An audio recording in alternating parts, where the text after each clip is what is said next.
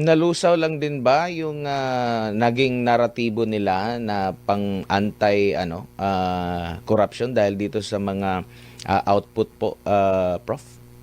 Mark, kasi alam mo ang problema nga dun sa anti-corruption advocacy, parang iniisip lamang, wala talagang plano. Katulad nung sinabi ko dati, walang exit strategy. Hindi mo alam sino ba talaga, saan ba pupunta. So tuwing papalapit tayo ng papalapit, biglang proprotektahan ang liderato para hindi umabot sa kanya. Ako nagtataka dun sa nangyaring may minention si congressman ko, tas immediately nagbitaw yung mga opisyal na yon. Bakit hindi pinatawag? Bakit hindi tinanong?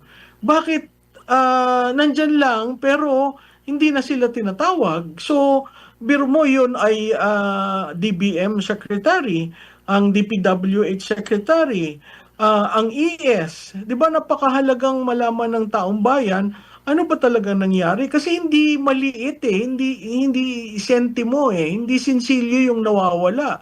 At kung titingnan natin, 3 taon nangyari yung insertions from 2023, 24, 25, which means planado. At as early as pagkaupo, may ganun ng programa. Kasi kung walang ganung programa, hindi lalaki yung insertions at magpapatuloy.